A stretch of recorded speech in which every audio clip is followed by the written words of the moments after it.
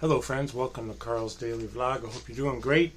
Today I wanted to talk about why timing your protein intake matters more than you might think. So most people think that protein is just about hitting a number. Maybe it's 100 grams, 150 grams, whatever your app or your nutrition or your dietitian tells you, okay? But if you're over 40, when you eat that protein might matter almost as much as how much you eat, okay, of the protein. Now let me explain why. There's some science behind this. When we look at something most people don't know is that your body can only use so much protein at once to build and repair muscle. Research suggests that there is a ceiling, somewhere around 30 to 40 grams per meal, where muscle protein synthesis maxes out. Eat way more than that in one sitting, and the extra just doesn't pile into muscle building. Okay, so if you're eating one huge protein-loaded meal, let's say it's a dinner or whatever, and skipping it for the rest of the day, you're leaving a lot on the table. And there's an aging connection. Okay, here's where it gets more important as we age. I mean, I'm 65, so I'm paying attention to this stuff, if you will. There's a phenomenon called anabolic resistance. Basically, older muscle doesn't respond to protein as efficiently as younger muscle.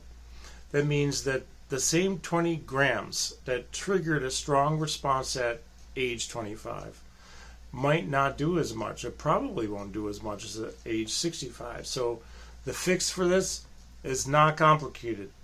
All right, slightly larger protein servings, but spread out more evenly across the day.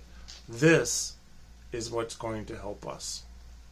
All right, so let's take a look at practical application. For example, in practice of this looks like three basic things. First, you have your breakfast if you eat breakfast. I don't usually, but once in a blue moon I do. Most people's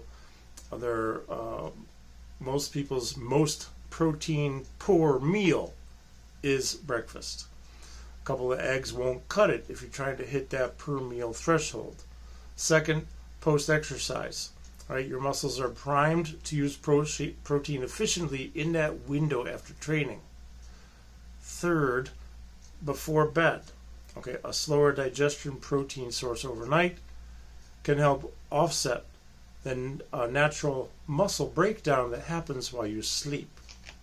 Interesting things we should be thinking about as we age.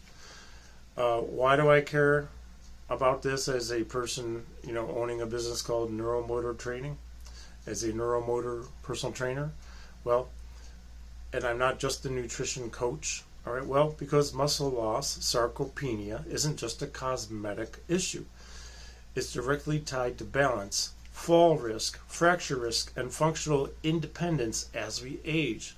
Every client I work with on motor, let's say neuromotor exercises, benefits from having the raw materials, protein, to actually build back what we are training. So the takeaway today, it would be stop thinking about protein as one number for the day and think about it. Think about a palm-sized portion at every meal. That's the shift that actually moves the needle and makes that protein ingestion and assimilation much more effective as we age. Have a great day.